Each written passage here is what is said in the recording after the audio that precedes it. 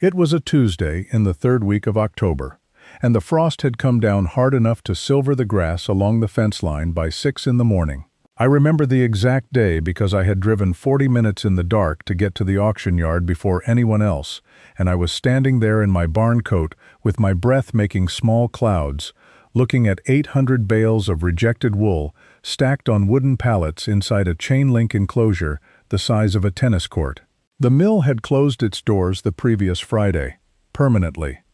The broker running the liquidation had chalked the whole lot at 11 cents a pound, and nobody had touched it. 800 bales at an average of 340 pounds each. 272,000 pounds of fiber that 3 different buyers had already walked away from, and I was the only person at that auction yard who thought that number was interesting rather than discouraging. By the way, wherever in the world you're watching from right now, let me know in the comments. I love seeing how far these stories reach. Okay, where were we? The broker came across the gravel in his rubber boots and said, "Miss Caldwell, that wool graded out at a micron count nobody in commercial spinning wants to touch right now." I said, "I know what the micron count is."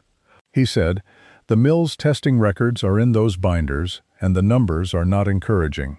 I said I'd like to read the binders. He handed me a styrofoam cup of coffee and went back to his trailer, and I stood there for the next 2 hours reading every testing record that mill had produced on that fiber over the previous 4 years. That is where this story actually begins. My grandmother's name was Bertie Caldwell, and she ran a small fiber operation on the same 60 acres I work now from 1961 until she died in the spring of 2003. She kept Rambouillet sheep primarily, crossed occasionally with merino rams, and she sold raw and washed fleece by mail order to hand spinners at a time when that was an eccentric way to earn a living. She was not a wealthy woman. She was a precise one. She kept composition books with black and white marbled covers and recorded every clip, every wash, every sale, and every complaint in handwriting so small and regular it looked almost typeset. I inherited 41 of those notebooks along with the land and the old stone shearing barn. I was 53 years old when she passed, which made me old enough to know I should read them carefully, and honest enough to admit I did not read them carefully for almost 7 years. I kept farming, kept a small flock of maybe 60 head, sold clip wool to a regional broker the same as every other small operation in the county, and made what I made, which was not much. It was the spring of 2010 when I finally sat down with all 41 notebooks in order. I was having the kind of year where you sit at the kitchen table in the evening and do the arithmetic again, even though you already know what it says. My neighbor Dale Ferris came by that March and said, "The price of wool clip is what it is, and I don't see it moving." He said it gently, because he is a gentle man, but it sat in the room after he left. So I read the notebooks. My grandmother had a way of putting things that was neither poetic nor blunt. It was simply exact.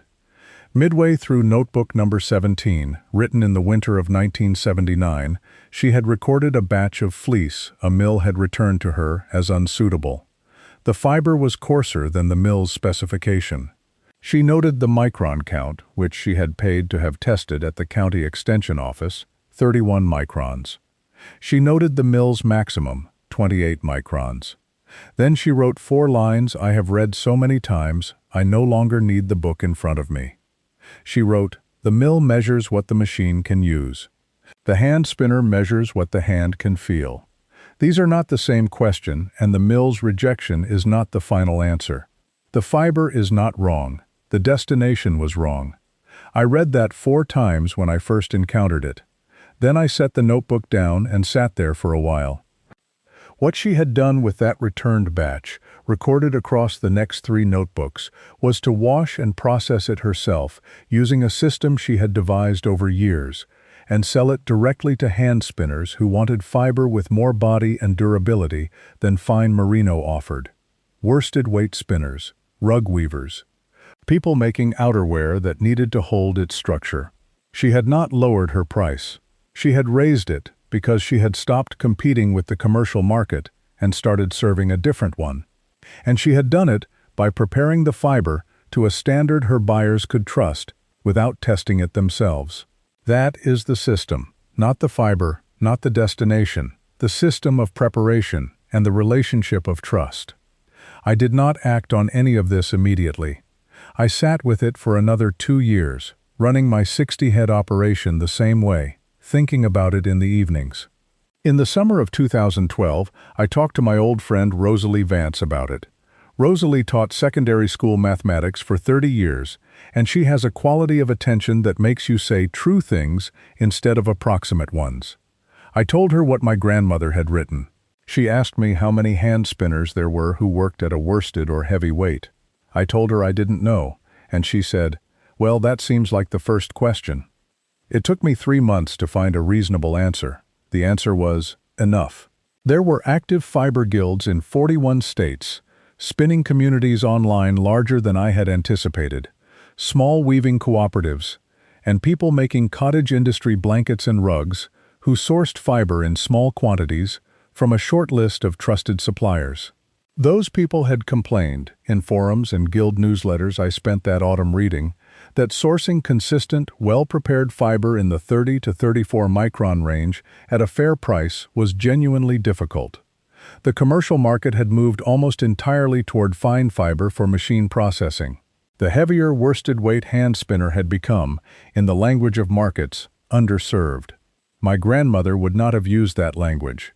She would have said, "The mill's rejection is not the final answer." I had been running a small direct sale fiber operation since 2013. 60 head of Rambouillet crossed with occasional border Leicester rams, producing fleece in exactly the range my grandmother had identified.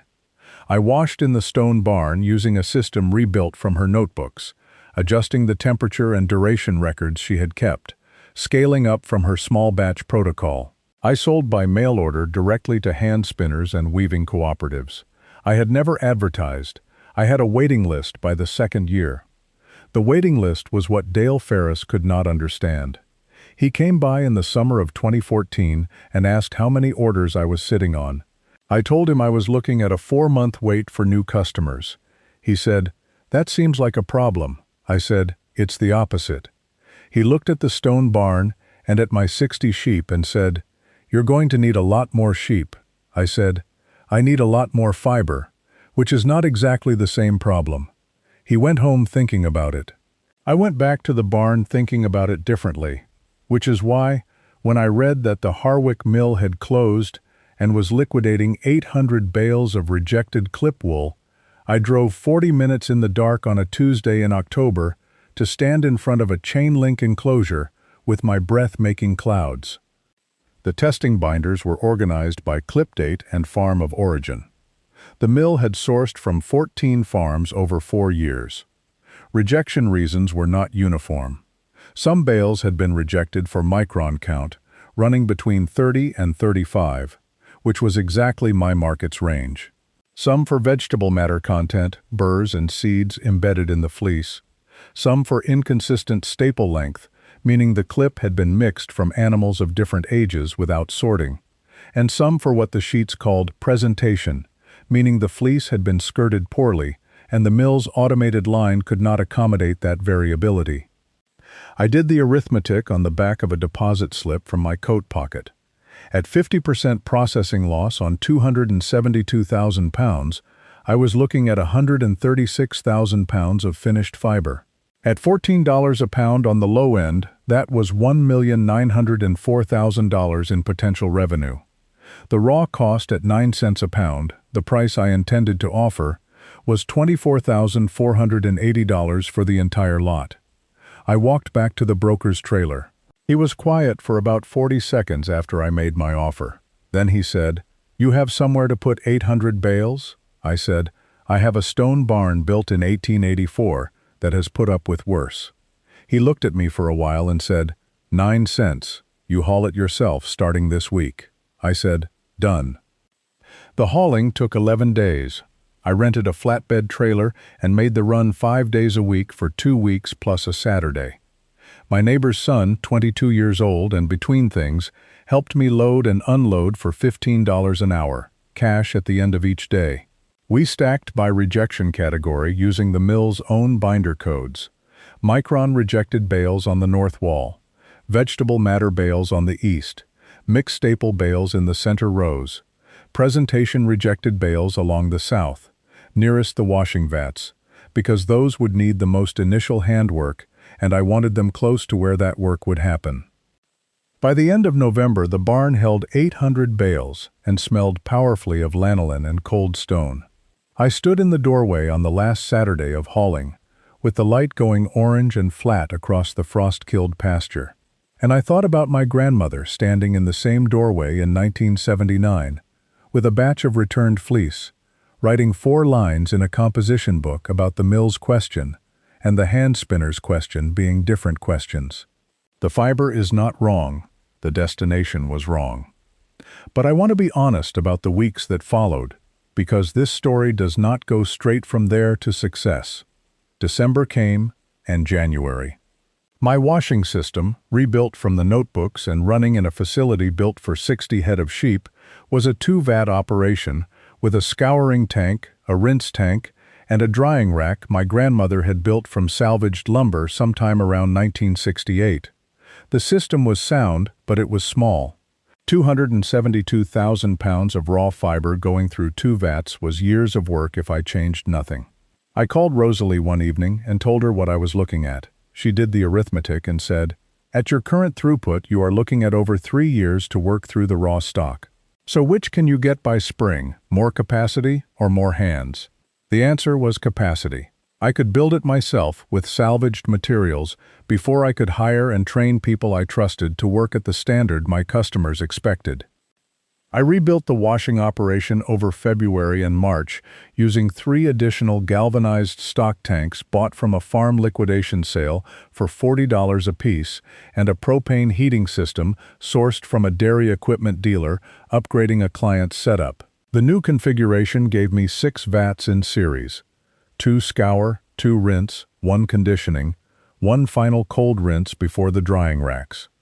I built new drying racks from dimensional lumber, 40 feet of rack space in 2 runs, heated by a propane unit I eventually bought outright for $620. Total capital expenditure on the expansion, $2,115, including fittings and connections. By April, I could process 1,400 pounds of raw fiber per day, which reduced my processing window on the full lot from over 3 years to roughly 9 months of full operation. That April, the county extension office sent a field agent named Sandra Okafor, a woman in her late 30s with a graduate degree in agricultural science and the particular reserve of someone professionally obligated to take seriously something she personally found unlikely. She walked through the barn, looked at the bales, looked at the vat system, and asked about my wastewater handling. Processing at scale produces lanolin-laden wash water, and there are regulations about where it goes. I had already built a settling system from 2 decommissioned concrete septic tanks bought for $300 from a contractor, replacing them on a neighboring property. The settling system separated the lanolin, which I sold to a cosmetics ingredient broker for 60 cents a pound, and the clarified water went to a constructed wetland along the back fence line. Sandra Okafor looked at all of it for a long time and said, "You built this from scratch?" I said, "From a notebook that is 40 years old." She wrote things down and left without saying whether she thought it was a good idea or a bad one. But I have to tell you honestly about the night in late May, when I sat at the kitchen table with notebook number 17 open to the page, with my grandmother's 4 lines, and I was not sure. I had $24,480 in raw fiber, another $4,000 in equipment, the well pump on credit, 11 days of haul costs and wages. None of that was the problem. The problem was the vegetable matter bales on the east wall. I had opened the first 40 of them and found contamination levels my standard scouring process did not fully remove. The hand picking that remained after scouring was slow, and at the volume I was working with, it threatened to make those bales uneconomical. Out of roughly 280 bales on the east wall, I estimated 60 to 80 had contamination levels that made hand processing not worth the labor cost. I read my grandmother's 4 lines again. The mill measures what the machine can use. The hand spinner measures what the hand can feel. These are not the same question, and the mill's rejection is not the final answer. The fiber is not wrong, the destination was wrong. I sat with that for a long time. The destination was wrong. I had been thinking of the contaminated bales as a processing problem. My grandmother would have thought of them as a destination problem. The question was not how to clean them to hand spinner standard. The question was whether there was a destination where that level of vegetable matter was not a defect. 3 phone calls the next morning gave me the answer. There was a cottage rug hooking community that used lightly processed roving where small amounts of vegetable matter were considered a characteristic rather than a flaw, and there were garden supply operations that used wool fiber as a soil amendment and moisture retention product where vegetable matter content was entirely irrelevant. I sold 62 of the most heavily contaminated bales to 2 garden supply cooperatives and 1 farm supply distributor at 22 cents a pound, well above my 9-cent purchase cost and above the cost of processing I would have had to do to bring them to hand spinner grade. That was the night the business changed from an experiment into something I could look at squarely. By the autumn of that year, 14 months after the auction yard, I had processed and sold approximately 78,000 pounds of finished prepared fiber. The remaining raw stock had decreased to 411 bales. I had hired 2 people, a retired woman from the next township, 68 years old, who had been a hand spinner for 40 years and had a standard of quality assessment built into her hands, and the young man who had helped me haul, who turned out to have patience and mechanical aptitude, and who rebuilt my drying rack ventilation without being asked in a way that cut drying time per batch by nearly 20%. Sandra Okafor came back that October without notice, on a Thursday afternoon when I was working the conditioning vat. She looked at the operation for about 15 minutes, then looked at the inventory records on the clipboard by the barn door, the same system my grandmother had used, and said, "Miss Caldwell, what is your current finished price per pound on the worsted weight washed?" I told her 14 to 16 depending on preparation grade, she said. "And you're moving that volume consistently?" I said, "I have a waiting list." She said, "I know you have a waiting list. I looked you up. I want to understand how you are achieving this fiber character at this micron range from rejected clip." I showed her the wash protocol. I showed her the 6-vat sequence, the temperatures, the duration at each stage, the conditioning step my grandmother had developed and which I had scaled from a bath holding 8 pounds to a vat holding 400. Sandra Okafor looked at the conditioning vat for a while and said, "The conditioning step is not standard." I said, "No, it is not." She said, "Whose protocol is this?" I said, "My grandmother's." She wrote for a long time and then said, she figured something out that the industry moved away from when it scaled to machine volume. "This is a quality characteristic you cannot replicate at machine scale." I said, "I know." She said she intended to document it properly for an extension publication, with my consent and proper attribution. I gave my consent. The publication came out the following spring. My grandmother's name was in it. Bertie Caldwell, 1931 to 2003, with the note that the protocol had been developed through observation and documented practice over more than 4 decades of small-scale fiber production. I read that page about 4 times when it arrived. Then I put it next to notebook number 17 on the shelf in the kitchen. By the time I worked through the last of the 800 bales, 2 years and 4 months from the date of purchase, the total finished fiber I had processed and sold came to 141,000 pounds. Preparation losses had run just over 48% of the raw weight, slightly better than my initial estimate. The 62 most contaminated bales had sold at blended prices averaging about 28 cents a pound. The remaining finished fiber sold at an average of $14.60 per pound. I am not going to recite every line of that arithmetic because some of it is mine to keep. I will tell you that the $24,480 I spent on a cold Tuesday in October returned a number that was not a small number, and that after every expense, the payroll, the equipment, the propane, the credit on the well pump, the hauling, the settling system, and 2.5 years of overhead on the expanded operation, I was standing in a different place than I had been when the broker handed me a styrofoam cup of coffee and asked if I was sure I knew the micron count. Dale Ferris came by the spring after the last bale was processed. He stood in the barn looking at the empty stone floor, clean now, smelling of lanolin and old wood. He said, "I heard you worked through the whole lot." I said, "The last bale went out in February." He stood there a while and said, "That was a long piece of work." I said, 2 years and 4 months. He said, "Well?" He said it the way a man says well when he is conceding something without wanting to make too large a thing of it. Then he walked back to his truck and drove home.